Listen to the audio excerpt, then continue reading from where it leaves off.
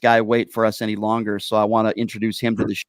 He is, of course, our former governor of the great state of Nevada, a friendship with Kamala Harris. I saw him at the rally, the Harris Waltz rally in Las Vegas last weekend, and I thought it'd be a great time to talk to him. Governor Steve Sisolak joining us right now on the show. Governor, I really do appreciate your time. Thank you so much for being here. How are you? It's a pleasure. I'm doing great. Thank you very much for having me. Thanks for being here, Governor. Well, a lot to talk about. A lot's happened since last time you were on the show. Before I get to the rally over the weekend, you were someone that presided as governor, and you worked with both the Trump administration and the Biden administration. This might be a loaded question, but what were some of the differences from your perspective in having to work with both administrations? Well, there was really no comparison. I worked with both of them, and I guess COVID was the common factor that we dealt with both of them. I know early on when COVID came in, I remember being at the White House at an NGA meeting and them making us aware of it and whatnot and giving us all the contact information and so forth. And I'd call up and ask for something with President Trump. And it might be you needed swabs, you needed testing kits, you needed more vaccines, you needed ventilators. As governors, we were all fighting, asking for the same stuff. Everybody needed that. Mm-hmm. I'd have trouble getting a call back from them. I mean, it was just really, really difficult. I know everybody was calling, asking for the same thing, but we just didn't get much in terms of help. With President Biden, you get a call back immediately, whether it was from his chief of staff, it was from him once or twice, it was from someone on his staff, and they tried to help in any way possible. Now, I don't want to imply that we always got what we asked for, because we didn't. But, we always got to ask, we got the courtesy of reply, and they worked with us a lot more. Governor, why do you think that is? Why is it, you make a call into the Trump people and you don't get a call back? Why do you think that is? Why? Well, I think that part of it became, unfortunately, very partisan. I know the governor of Arizona was Republican, and after one of our calls that I got to ask a question, I said, look, I need swabs. I need swabs to build testing kits. And he called me back after the call and said, look, I've got extras, Governor. I've got more than I can possibly use. I'll send some to you. And he did, to his credit. So certain people got things, certain people didn't get things. And that was an unfortunate way to do business, frankly. That's too bad. Can you take me back, Governor, to the first time you met Kamala Harris? What was your first, I guess, vibe with her and your first reaction to meeting her when you first met her? She's a very engaging individual. She's got a great personality. I mean, she's fun to get to know. She's always got a smile on her face, extremely works very, very hard, and is just very pleasant. I've had a lot of interactions with her, whether they're meet and greets, different events, whatnot. I know one of them we spent a lot of time together was at the ACES event at the White House when she, had opportunity to greet the team. And, she stood in for President Biden, and we got to sit down and talk quite a bit. And she's just an incredible woman. I mean, got great background, great experience, will be a tremendous asset to the country. I agree. What goes through your mind, Governor, when you hear somebody like a Donald Trump and others on the far right attacking her quote unquote lack of blackness? You hear other people on the far right making some horrible statements about an alleged affair she had many, many years ago with Willie Brown. The attacks seem to be endless and so childish, even making fun of her laugh. What goes through your mind, Governor, when you hear these types of attacks? It's unfortunate that politics, unfortunately, has degenerated to that level where they can't attack her on substance or her policies because she's done a great job, and they're choosing to go with these personal attacks, but to attack her husband and to attack her kids and or stepkids, and to attack her for her laugh, for her appearance. That's just absolutely out of line as far as I'm concerned. It doesn't do our country any good.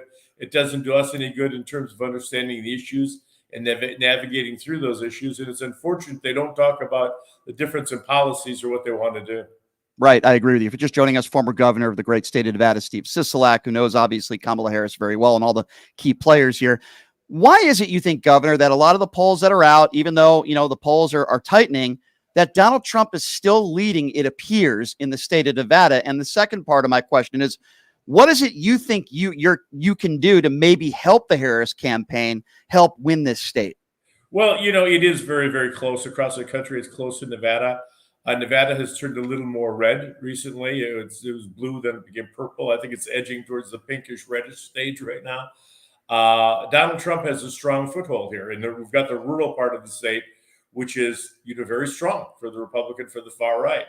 But I think Kamala has made an incredible impression for those who didn't know her. And Tim Walz was a really, really valuable addition to the ticket to put him there.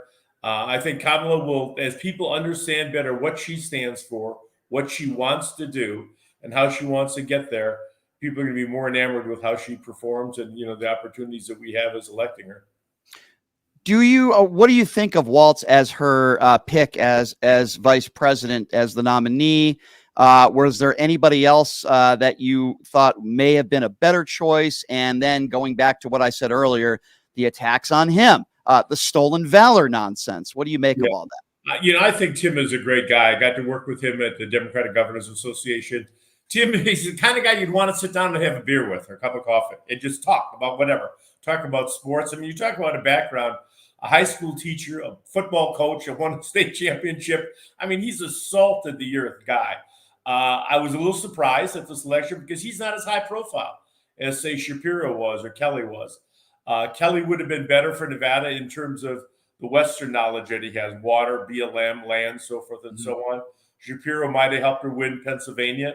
But overall, I think Tim is an incredible choice. He's going to really appeal and relate to the working class, the everyday people, because that's what he is. I mean, they're not wealthy individuals. He and his wife, they've been just absolutely incredible public servants. And I'm proud to say that I know him. He'll do a good job.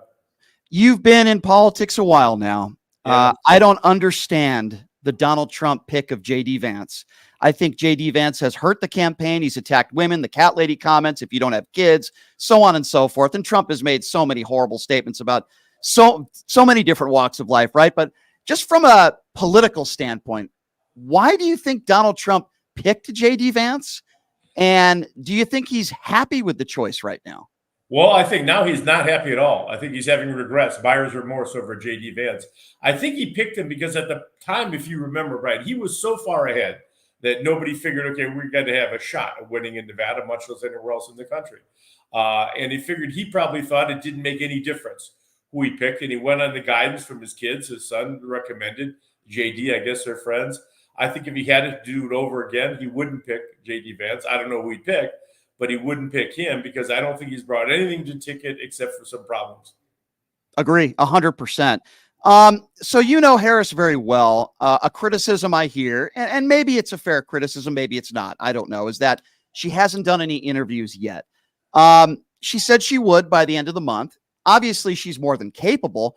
Why is it you think that maybe, she hasn't done any of these big national interviews yet? She's done some media scrums, but she hasn't done any big interviews yet. I assume she will. Are they waiting until the convention? What do you think is the strategy there?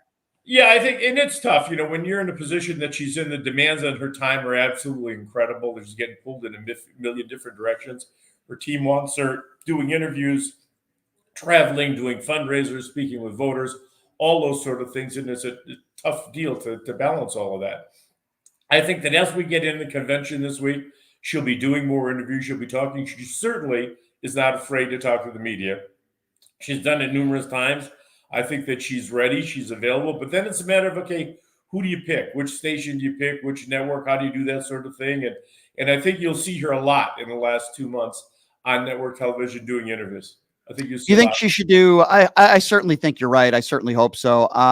Do you think she'll do one debate? You think maybe 2 or 3? What advice would you give her on that? Obviously, there's one that she's agreed upon. Right. I think Trump wanted to do 3. What are your thoughts on that, Governor? Well, I think that she wants to do the one that was agreed upon. I think Trump, didn't want to do a lot. Now he suddenly realizes he's behind, and he figures if he gets into a debate, he can get her to come out with a statement, and he'll make some outlandish statement or criticism about her that he thinks might propel him a little bit. I think he'll be pushing for more debates. I think that she'll probably be happy with the one. Maybe she'll go for a second or third one. I think that'll depend on how she feels the dynamics and the energy of the campaign are going at that time to determine if it would be in her best interest or candidate's best interest to move with more of them. Governor, I want to ask you about this no tax on tips thing. And we all know anything that Donald Trump says, he usually doesn't deliver on. It's pandering to votes. But Harris did bring that up in the rally last week. And I want to talk to you about the rally, but let's start with this. What do you make of this? It seems like some Democrats are on board with it. I'm not sure how that would work, especially in Las Vegas, for example. if you have someone in the entertainment business getting tips, they make $100,000 in tips. You're not going to tax them. But what about the person making $10 an hour at Walmart? So it just doesn't seem. I don't know. What are your thoughts on that? As in most policies, Brian, the devil is in the details, and that's what this is going to come down to. I mean, you're going to get companies, if there was just a flat blanket ban on tips, companies would restructure their pay structure to take away from wages and add it into tips and not call it a bonus, call it a tip. I don't know how you get over that. I know what the intent of it is to do. And I think that a lot of those folks are hospitality workers or cab drivers, all that sort of thing. They rely on tips for the biggest percentage of their income. And I can see where it's necessary there, but there's a lot of areas I don't think that it's going to work. So we'll have to see how they come up with the plan. I tend to agree with you. So, Governor, do you agree with me? This is one of the many fundamental differences today between Democrats and Republicans. Like, you hear Donald Trump say something about, don't tax tips and all that stuff. And then some Democrats are on board with it, and they don't seem to care whether somebody with an R next to their name brings up an idea that they think might help. But yet when a Democrat votes on something and Republicans vote against a bill, this has happened in other states, as you know, like a Lauren Boebert, for example, who votes against a bill that actually helps her constituents, and then she brags about it and she votes against it. I mean, what are your thoughts on that? Because it seems like Republicans do that more and more these days. They are doing it more and more, and it's partly political, I guess, benefit, whatever you might have. They come up with the idea, whatever they can get out of it at the time, then they'll move on to the next idea. There's no follow through. There's no consistency. There's no, dedication to the proposal, whatever it might be. It's whatever comes out of their mouth at that specific moment. And if they think that they can get some benefit from that, that's what they're going to go ahead with. But I don't put a lot of faith in it, frankly. Neither do I. Let's talk quickly, Governor, about the rally that you attended with members of your family. I got to tell you, it was, for me personally anyway, I want to get your thoughts on it. It was nice to be around so many normal people, right? I've been to the Trump rallies, Governor. I went to the Trump rally like 6 weeks ago. There was a lot of anger and bigotry and hatred, and they're selling Trump Bibles. You know the whole thing. Yeah. But I go to this thing at the Thomas and Mack, Governor, and I'm sure you would agree with me. It just, a lot of people were smiling. It seemed to be very joyful. It was a positive message. And I didn't see any like hateful signs or anything. Everybody just seemed to be having a good time. What were your thoughts? You're absolutely right. Everybody was getting along. It was tough, the weather. It was hot out there in that parking lot waiting in line. I felt bad for some of the people that had to wait in line for an excessive period of time. But inside, I don't know, you're going to estimate 14, 15, 16,000 people that were smiling. There was no screaming and hollering and protesting. There was a lot of clapping and, cheering and that sort of thing. But the party is extremely energized right now. I've been around politics for a long, long time. I have never seen this level of energy and enthusiasm as we're seeing right now. Now, I don't know if that can carry through until November. That's a long time, 2.5 more months to expect this to carry through on this. You're going to get ebbs and flows in a campaign that's going to go up and down. And I don't think no one would be able to keep it at this level for very long. You've got the convention coming up this week.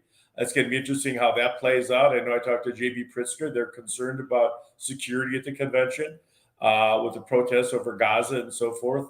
But I think that there's just a lot of excitement. And you're talking about people that had no hope, 2 months ago. There was no hope. And so much has happened with President Biden, deciding not to run and Vice President Harris stepping up, that they're just enthusiasm. I mean, there was an event last night and people were just all smiles and what do you think and how this has changed, and volunteers, people that had never volunteered before are now volunteering to send emails or to do texts and so forth. So it's a real positive for the party.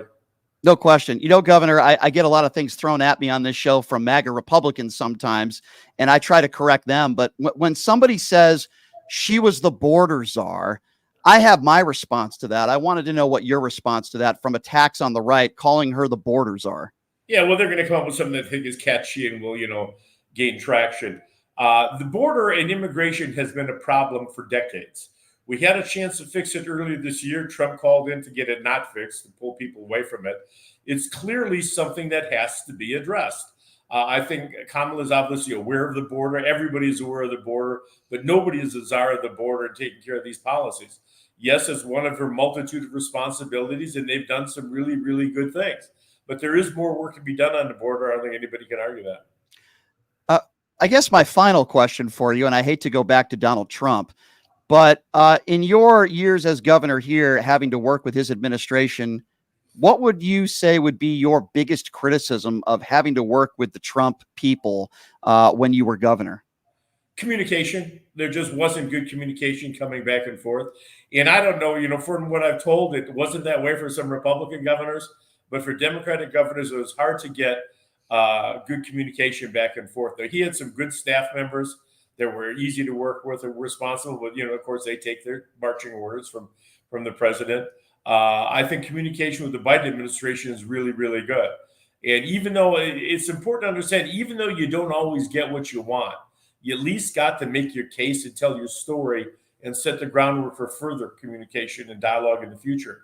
And that's really, really important as a governor, knowing you got somebody that you can call on, that you're confident will try to help you and do what's in your best interest and in their best interest, because that's what the citizens need and care about. I lied. One more quick question, Governor, then we'll let you go, and I appreciate your time. Ultimately, if Kamala Harris becomes the first female president, why do you think that? And again, there's 2.5 months left to go here, but some of her best qualities, Kamala Harris very well. I believe she's going to win. I would imagine you're hoping and believing that as well. If in fact she's the first female president and breaks history, why do you think that will happen? What do you think are those qualities that most Americans will say, I choose her over him? I think she's kind. She's a very kind person. She's genuine. She's approachable. She's relatable. And I think that she's responsive. She will respond when there's an issue. She truly cares. She's got a lot of energy, a lot of enthusiasm. And I think you're going to see that come out in the campaign now leading up to the election. But I think that's a choice that unlike the choice of J.D. Vance that Trump is dealing with, the choice of having Kamala Harris as president, I think is something that we'd all continue to be proud of. We'll be proud to say that she's our president, to represent us, not just in Nevada or the United States, but on the world stage. She's someone that we can count on the fact that she'll put her good foot forward, and we'll be proud of the way that she acts. Couldn't agree with you more. Governor, you're a good man. Always appreciate it when you join us on the show. And I would also say your daughter's doing a phenomenal job for the Las Vegas Aces, and you have a wonderful family. Have a good weekend, my friend, and hopefully maybe we can talk again soon before the elections. But I do appreciate your time, Governor. Thank you so much. I'd appreciate having to talk to you anytime. And if you haven't been to an Aces game, folks, get out the best entertainment value in town. It is so much fun. And you know what?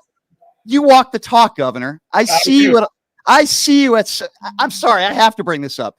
I see you at so many games. I don't want to bring up Joe Lombardo, but I just did. Where are they, Governor? You go to the games. You're there. I see our Attorney General there. Where are these Republicans that when they win the championship, hey, go Aces? Well, where the heck were you the entire year? Yeah, we're exactly right. When a moment of glory comes in there, but they're not there when you need that 3-pointer to win the game, where you need to make a free throw to go in overtime. But it's a fun time. I really enjoy the games. I know you're a huge supporter and a huge fan, and I appreciate that. And thank you for the kind words about my daughters. I love them. Of course, Governor. It's true. I appreciate you, and we'll talk to you soon, Governor. I'll see